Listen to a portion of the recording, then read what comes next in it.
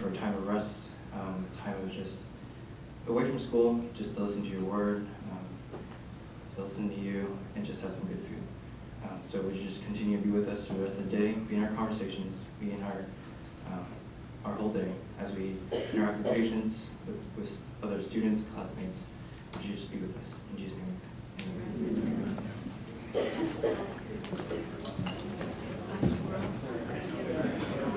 Okay, guys, we want to say a special thanks to Grace Point Church for bringing all the food. They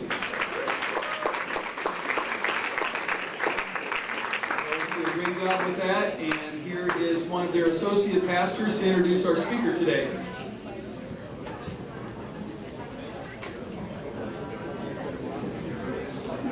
Good afternoon.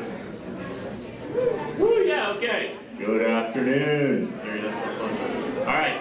So my name is Brian Lawrence, and I'm Associate Pastor for Generational Ministries at Grace Point Church, which is like kids and students and college and adults, so pretty much everyone. So I'm Associate Pastor over everyone at Grace Point Church, but we like calling it Generational Ministries. So one of the groups of students that we have, over the course of the history of Grace Point, always enjoyed having as a part of our congregation, our medical and dental students, faculty, current practitioners. It's a big part of the culture of who we are. And so we love being a part of this luncheon. We love being able to come out here periodically and support it. And so we appreciate being invited back to do that. We are located on Huebner Road between Babcock and I-10. So really, if you take Floyd Curl down even and hang a right, we're just down there on the right a little bit. So proximity to campus. For those of you who have a local church that you are active in, awesome. We're so glad that that's the case. And those of you who aren't a member of a local church or even active in a local church, we encourage you to do that, whether that's our church or somewhere else. We do have services 3 times on Sunday mornings at 8:30, 10, and 11:30 here. Now, we actually just opened a second campus down at 1604 in Shanefield, kind of on the far west side. If any of you happen to be down in that direction, we do have services there as well on Sunday mornings. What I would say is if you are interested in being, we do have ministry for students, for college students, and young career individuals. And so if you're interested in learning more about our church, you can go to the website, gracepoint.org. But in addition, if you just want to come to Grace Point sometime after our 11:30 service, here at the Medical Center campus, we have a luncheon for college and young career age individuals. Starts at 12:30. It's a free lunch every Sunday. And that's really a place to come meet other people that are in your sort of same age group and same situation. And then from there, you can get plugged into other groups that meet throughout the week, in people's homes, and in different places around town. So we'd love to have you. And we're, again, thrilled to be able to come and share with you. And I'm honored to present to you, this is Kyle Burkholder. He's a teaching pastor at Grace Point Church, and so he's going to share some things with you this afternoon. Great.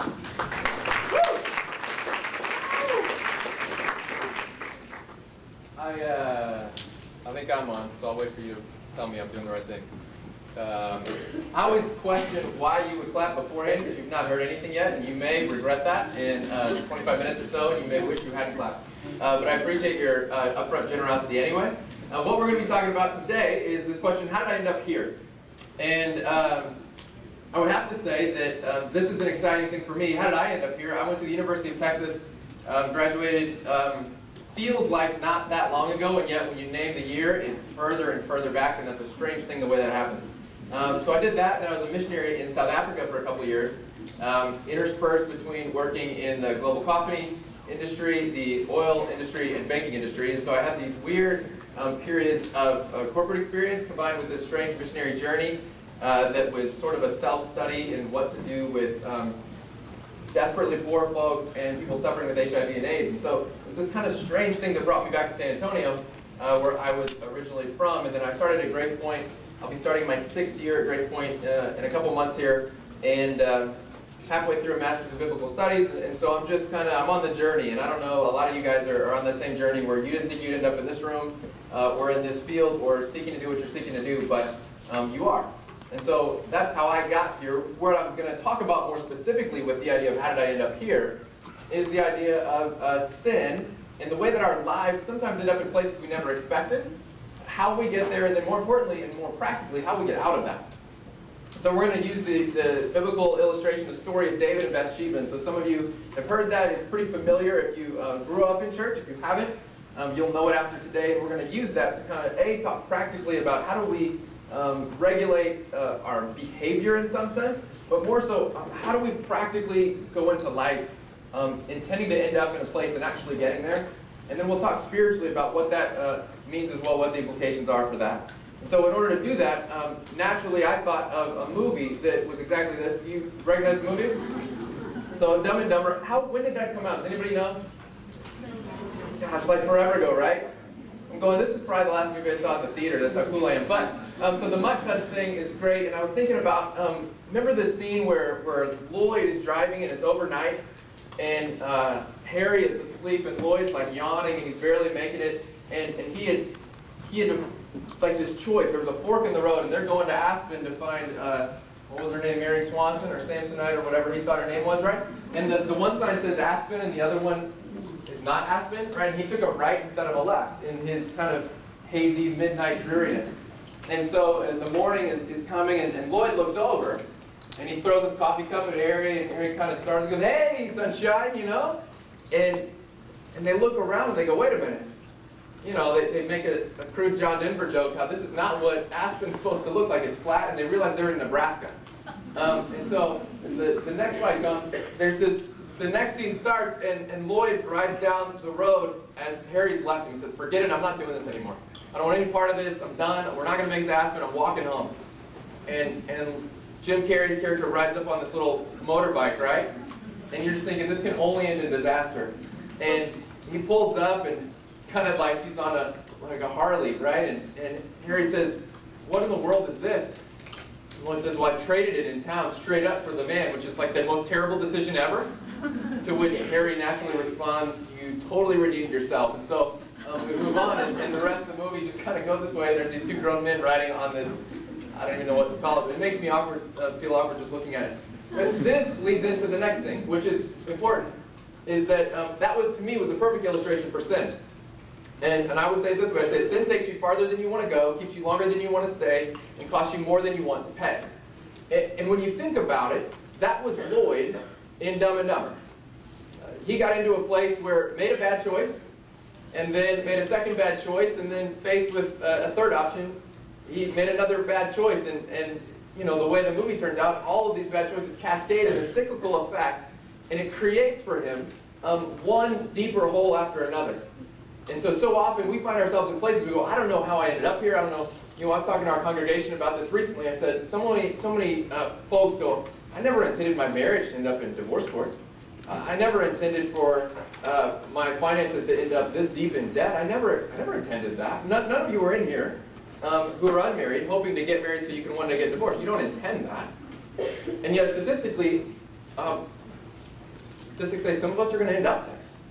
And we'll look around and go, "How did I get there?" You're studying for a profession that will compensate you fairly for the work you want to do, and you don't anticipate being in your midlife years looking back and going, "Gosh, how am I hundreds of thousands of dollars in debt? I worked all those years, I studied all those years to have a job, to pay off my bills, how did I get up? How did I get here?" And this is the problem with sin. Sin acts much the same way in our everyday lives. And so we don't often talk about sin, and I think that's an interesting thing these days. Sin is not something that's spoken of, and it's not a word we like to use. There's actually a major Christian publishing company that sent a directive out to all their authors that said, we no longer want to use the word sin in our devotionals, because it can be offensive to people, and we don't want to like hurt people's feelings when talking about the wrong things they do. And so I have a little girl in kindergarten, and they talk about making wrong choices or bad choices, and it's almost like that's trickling upwards, and we're afraid to say, nobody's perfect, and we all make mistakes, and we all fall short of the ultimate standard. And so when we talk about sin, I just talk frankly about it, going, it is what it is. And if we're honest with ourselves, none of us are quite there to perfection yet. David is also not was also not quite there to perfection. And so David is King David, and he got onto a path, and we're going to talk through the story pretty quickly. I'll give you the overview. But what you need to know is he never intended to end up where he did. So it says in 2 Samuel chapter 11, and I'll read just a little bit to get us foundationally started, and then we'll go from there. It says, it happened in the spring, at the time when kings go out to battle, that David sent Joab and his servants with him to all Israel. And they destroyed the sons of Ammon and Rabbah, but David stayed at Jerusalem. Okay, so here's the most important foundational part of our story today. David, it says, in the time when kings go out to battle, David stayed at Jerusalem.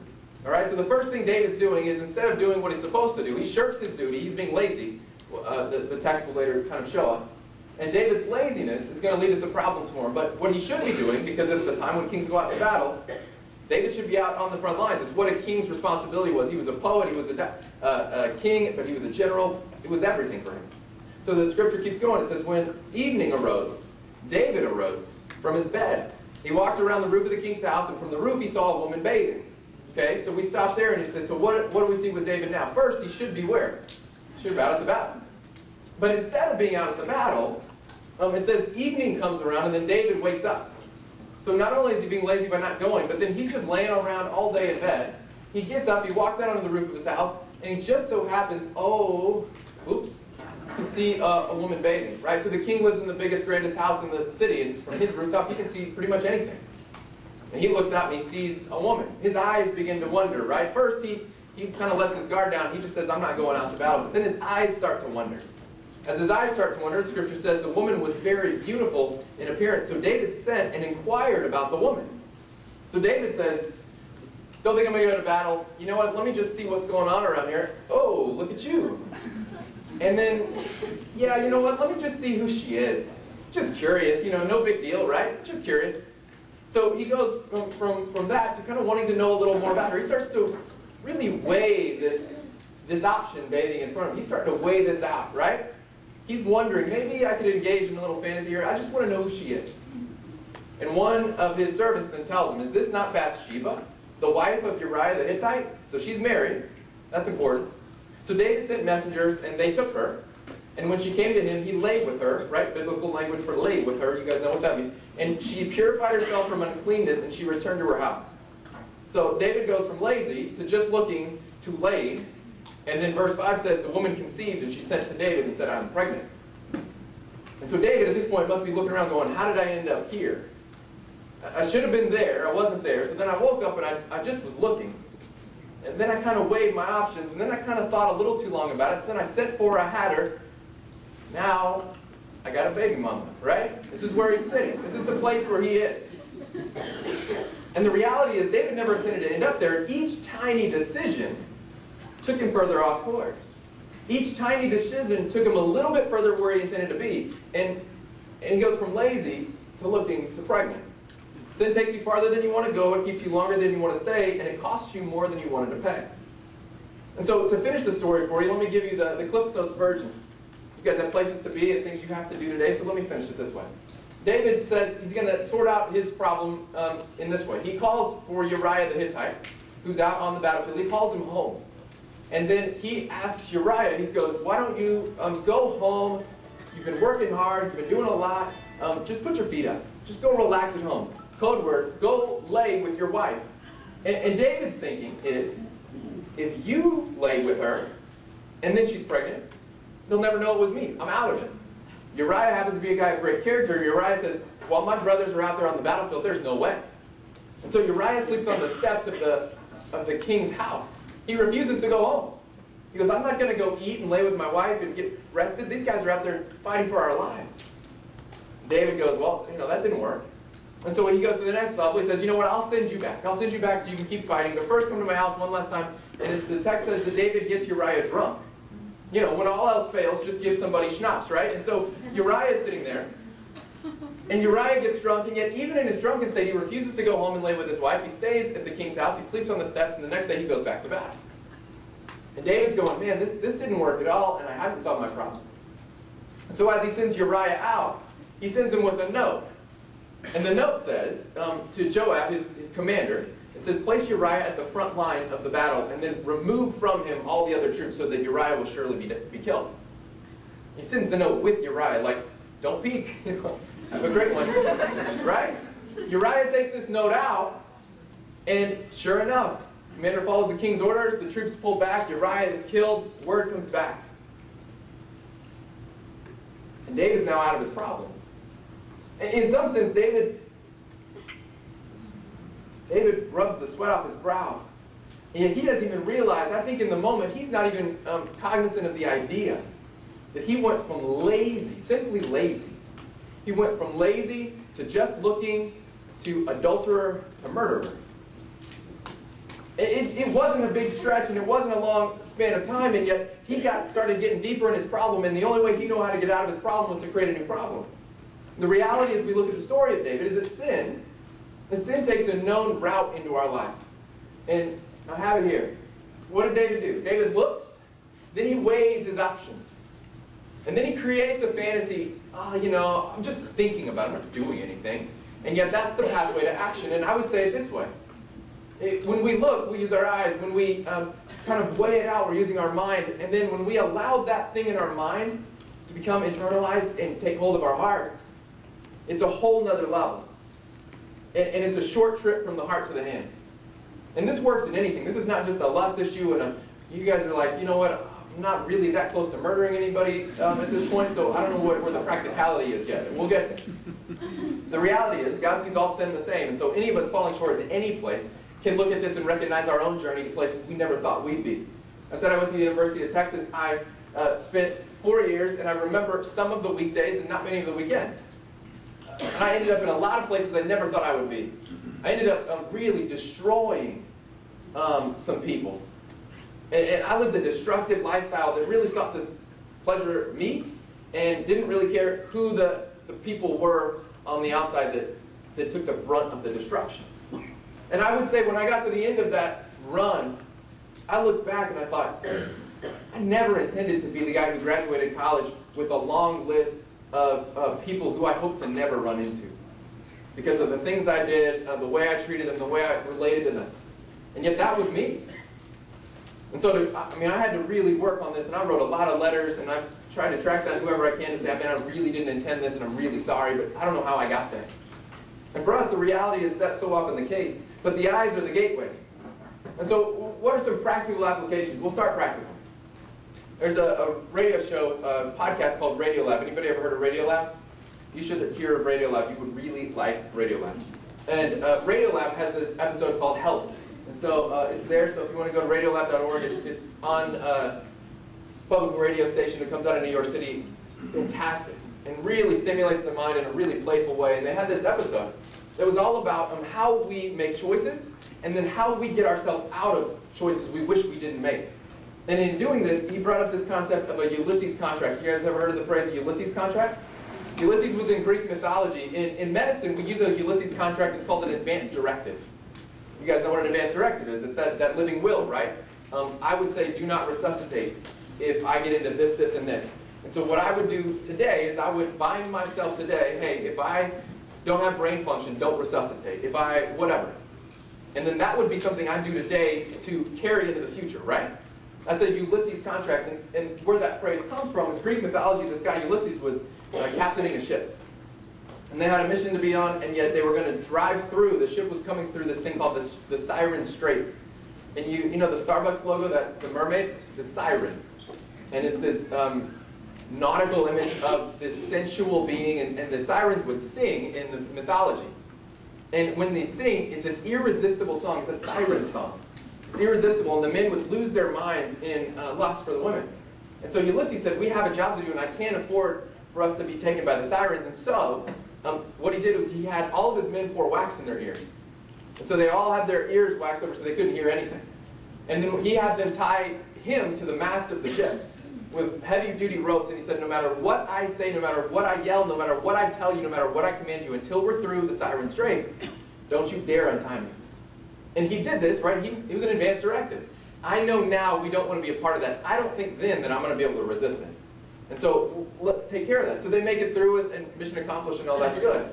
I had a friend in college who came into my apartment one day, and he walks in and he slams down this little Ziploc bag with a metal rectangle in it. Like, what is that?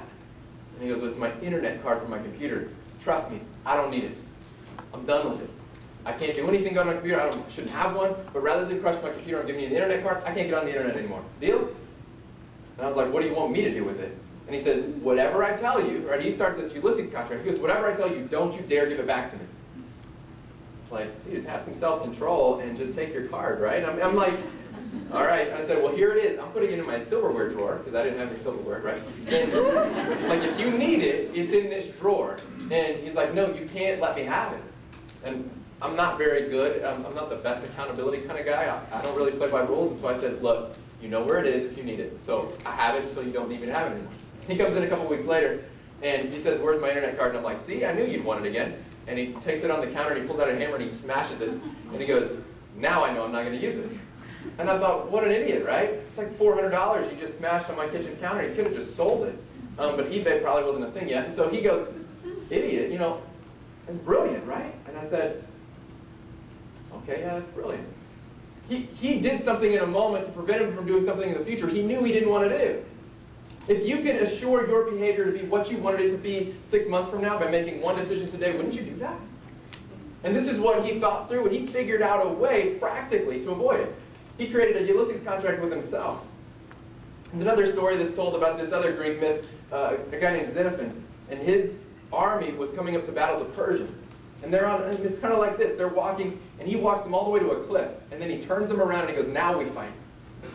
And they're outmatched and outmanned, and they're the big underdog. And he takes them all the way to a cliff, and they look over and they're like, dude, if we need to retreat, this is kind of a bad place to pick a fight. And he said, exactly. And what Xenophon knew was the mission at hand, the larger mission, required them to fight no matter what. And if they retreated, they would lose anyway. And so what he did is he backed them into a corner and he said, we have no other option but to fight. This is what procrastinating does for you when you have an exam coming. Right? Think about it. You back yourself up to a cliff, and then you go, no, I can't go to sleep because I will fail and everyone will kill me. And so you have no other option. And this is what you do to yourself. This is a practical strategy you do in your everyday life. This is why people say, no, I'm better under stress. I need that to study, but you know, it's the total lie we all say, right? And my wife does this all the time. She goes, no, procrastinating is like a strategy I use. I'm going, that is not a strategy. That's called a justification, right? The last example of this was this lady named Zelda. She's in her 80s now, and she had been a smoker for 50 years. And she was a civil rights activist, and she and her friend had been smokers for a long time. And she was not one of these people that was anti-smoking. She said, no, I look great when I smoke. I feel great when I smoke. I love to smoke. And yet all of her friends, grandchildren, they said, please stop smoking. We want you to live. And so she needed a way, in her mind, to stop doing something that she kind of liked, but she knew wasn't good for her. And like that's like 90% of sin in our world. It's something if we're really honest, I kind of like that. I just know that ultimately it's not good for me. And so what she did is she told her friend, she pulled her friend aside and she goes, look, if I ever smoke another cigarette, I'm making a deal right now and you have to hold me to it. She said, okay. She goes, if I smoke even one cigarette, I'm writing a $500 check to the KKK. A civil rights activist, right? And her friend said, all right. And she later tells the story, she goes, I didn't even have to move the box of Virginia Slims off my nightstand. I leave it there still. And she goes, there were times I picked that box up and I took a cigarette out and I felt it between my fingers and I knew I wanted something to do with that, and yet, she goes, I couldn't stomach the idea of writing that check, and I knew I would because I made a deal. My word was strong. So she gave up cold turkey that day. She didn't need patches, she didn't need counseling, she didn't need a program. What she needed to do was create something that caused her more pain in the present than that would give pleasure in the present. What she did unwittingly is she unlocked so much of what neuroscience has learned in the last 15, 20 years, is that the impulse of now is always stronger than hope for the future. The impulse of now is why we end up where we end up. And sin in our lives is so often impulsive because what we're after is gratification now. It's relief now. It's wealth now.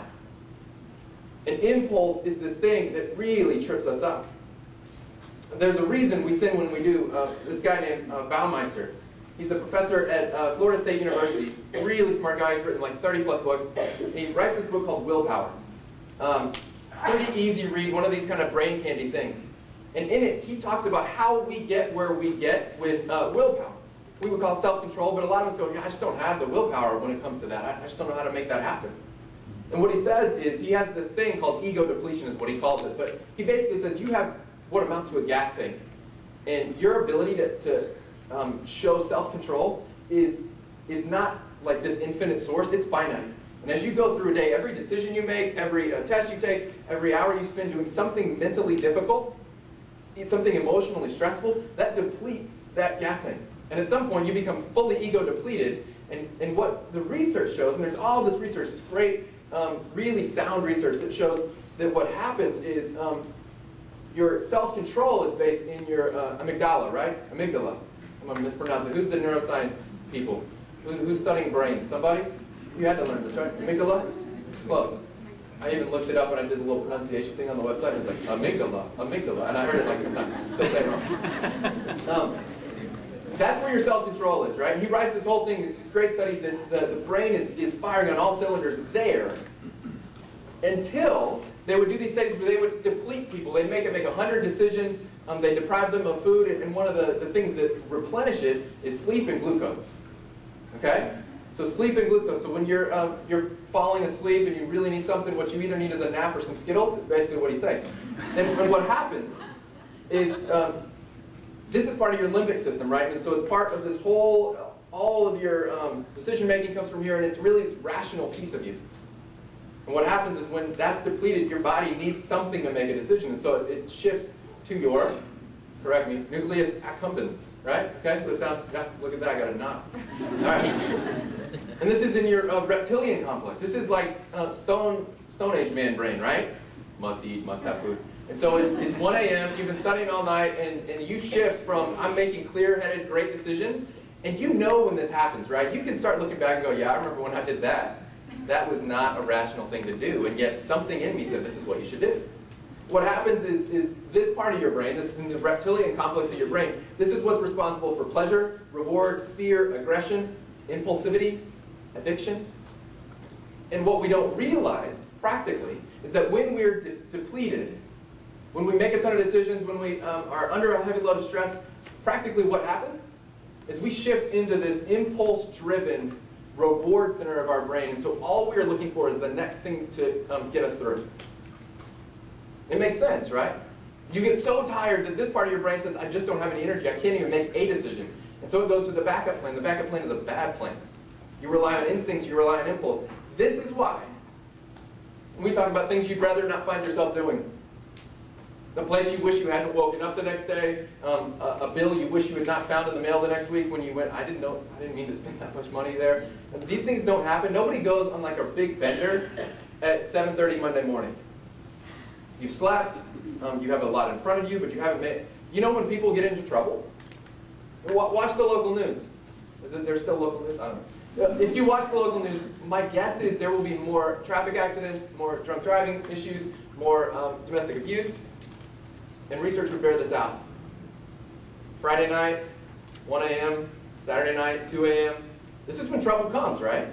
And we know it just instinctively. Yeah. When your parents, when you were 16, said nothing good happens after midnight, they didn't know why they were saying it, but they were right. And the reality is we make bad impulsive decisions after we are depleted and we shift into this reptilian complex in our brain. And so practically, you and I could say, how would I avoid these things I don't want to do? I don't want this and I don't want that.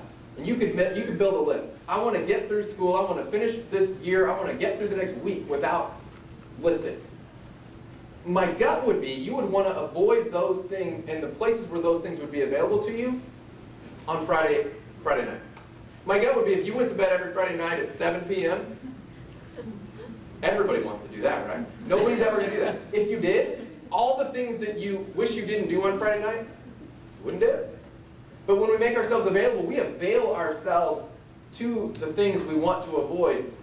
And we're not doing it on purpose, we're doing it impulsively. We're doing it just because the rational part of our brain has been turned off by, you guys are, I don't know many people with more stressful existences, right? You know all the statistics, you've heard all this. You guys are under more stress, more pressure, more long hours, more late nights. You are prime candidates to be living reptilian lifestyles and just trying to get through to the next day. That's why they always say the number of doctors, the number of nurses, the number of dentists that end up coming out of med school, dental school, they come out of it addicted to this, this, and this, or they come up with this habit and that habit, and it's all I can do to cope to get through. Why? Because even though they rationally would never have chosen that, that's where they were. A lack of intentionality is a great way to stumble into sin and a terrible way to dig out of it. And so there are these roots in your life, right? It starts with your eyes, and that's where it starts, but there's more than that. I got about 4 minutes left. I'm going to let you go. There are these seasons. You guys are in this season where your willpower is going to be tested everywhere. David had it on easy street. David said, life is good, no battle. This guy comes to David, he sets up a story for him, a theoretical. He goes, isn't this terrible, David? David goes, yeah, that's terrible. And what the guy says is, I just told you an allegory is about you. You're terrible. And David goes, and I never even recognized it. David couldn't even see that his actions were that far off. David couldn't even recognize where his sin was. He was so deep, cascading impulse upon impulse upon impulse, that he couldn't even see where he was. And so what some people would say, well, David's a victim in this. You know, David minding his own business, he walks out on the, you know, I'm just minding my own business, I click on this thing, and then this ad comes up, what am I supposed to do? Half off on shoes. I bought 12 pairs, right? You know, whatever the thing is. I'm just minding my own business, and this stuff attacks me. I'm a victim. And people would make this argument for David going, hey, he sees this woman, what's he supposed to do? Red-blooded David, he's going to do what David does. And I would say that's the furthest thing from the truth. Just because birds circle above your head does not mean you build them a nest. Right? Temptation is ever present, sin is ever present. But ever-present sin still requires a presented host. So we can't claim victimhood when we're somewhere we didn't intend to be. We got ourselves there whether we like it or not. David finds his way out here, and this is how we'll close. David in verse 13 of chapter 12 says, I have sinned against the Lord. Simple as that. What David does is he acknowledges that he's in the wrong spot and that he did the wrong thing, and this is his fault. Personal responsibility shows up, and David said, I've sinned. And the prophet says, then you will live. And sin is a thing that gets us deep, and yet confession is the way out. Confession is not something that's entirely popular. We think confession is supposed to make us feel better. It doesn't. Because we still have to deal with the consequences of what we did. And the second thing David does after he confesses and receives reprieve is David begins to fast. His baby is born, this baby that the prophet has said is going to have to die for David's actions. David fasts and David weeps, and then the baby dies. And then David does something really strange. This is how we're going to end.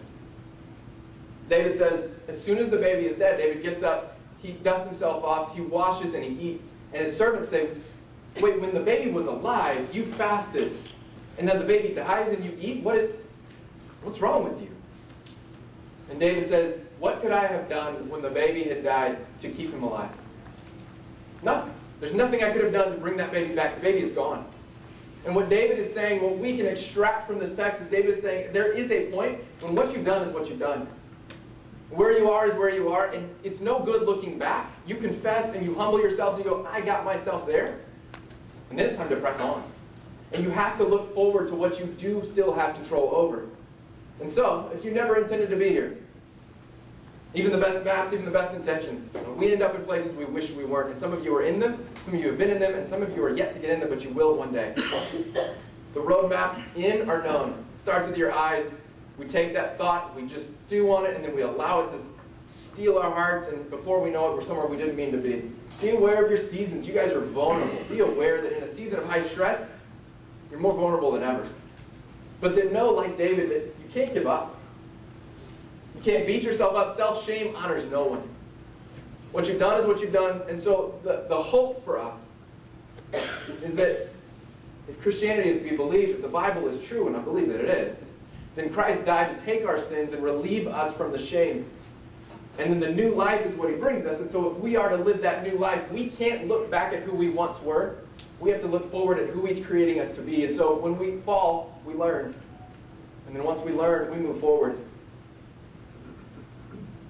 The idea that we have some practical strategies to avoid sin and avoid places we don't want to be is great. I hope you leave with some practical concepts of what you might do. I'm more concerned about your heart, so my hope is that you would walk away guilt-free from what you've done. You'd walk away shame-free from where you've been, and you would walk into the embrace of a God who loves you immensely and who wants to see you free. Let me pray for us. Father, you are good, and you are generous, and you love us. And so, God, I thank you in this moment as everyone heads off to the next busy thing we have to do, that even for 5 seconds we might open our hands and open our hearts and confess where we've been, that we would feel your forgiveness wash over us as we confess that. And God, we would look ahead to the great things you have in store for us, for our lives, and for our days. So So, Father, thank you for this group and this gathering, this incredible place. God, draw us closer to you. We love you. In Jesus' name, amen. Thank you so much.